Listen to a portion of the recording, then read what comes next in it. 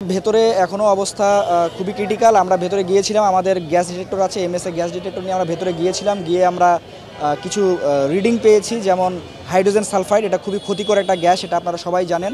এটার আমরা ওখানে লেভেল পেয়েছি 149 ppm, যেটা 100 ppm এর উপরে গেলে এটা আপনার immediate danger for your life and health. সেটা এখন 149-এ গিয়েছে, মানে অবস্থা খুবই ক্রিটিক্যাল। আমরা কাউকে সাজেস্ট করব না যে উইথাউট প্রপার গিয়ার, আপনার সিবিআরএন স্যুট, আপনার মাস্ক, প্রপার যে মাস্ক, এগুলো না পরে ভেতরে যাওয়া যাবে না। এবং আমি সাজেস্ট করব এটার আশেপাশেই যাওয়া যাবে না।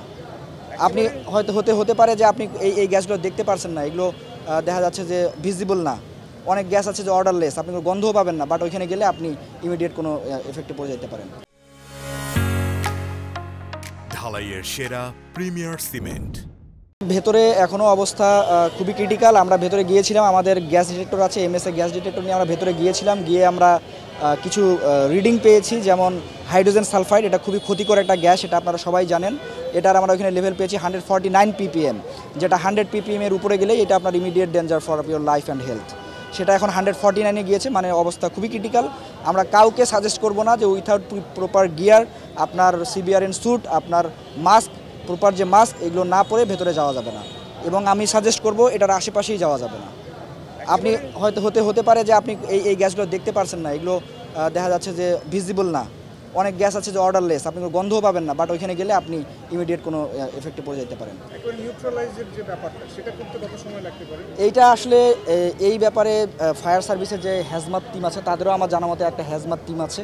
তারাও হয়তো এখানে এসে আরও পরীক্ষা নিরীক্ষা চালাবে তাদের এবং এটাকে আপনি এই ফায়ার সার্ভিসের যে হ্যাজমাত টিম আছে, তারা এই বিষয়ে আরও ভালো ডিরেকশন দিতে পারবে যে এটা তারা কীভাবে নিউট্রালাইজ করবে। জি জি, অবশ্যই। এই যে আপনি দেখছেন যে এখন ওইখানে গ্যাস টক্সিক ফিউমগুলো উঠছে, ধোঁয়া উঠতেছে। এটা অবশ্যই তো এই ধোঁয়াগুলো আমি একটু আগে বলেছি যে সারাউন্ডিংস অ্যাটলিস্ট 150 থেকে 300 মিটার। এটা একটা সিঙ্গেল কোনো ইন্টারন্যাশনাল স্ট্যান্ডার্ড নাই, বাট ওয়ার্ল্ড ওয়াইড প্রোটোকলে বলা আছে এরকম ক্ষেত্রে 150 থেকে 300 মিটার সারাউন্ডিংস ইভাকুয়েট করা বেস্ট।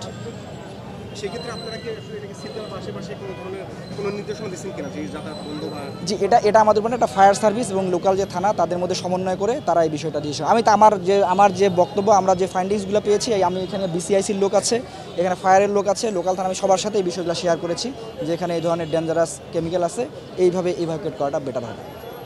জি, এখানে মূলত কি জাতীয় কেমিক্যাল আপনারা পেয়েছেন? আমরা এখানে ভিতরে পেয়েছি হাইড্রোজেন সালফাইডের উপস্থিতি পেয়েছি, হাইড্রোজেন সালফাইড গ্যাস, এবং ধীরে ধীরে কার্বন মনোক্সাইডেরও গ্যাসের উপস্থিতি পাওয়া যাচ্ছে।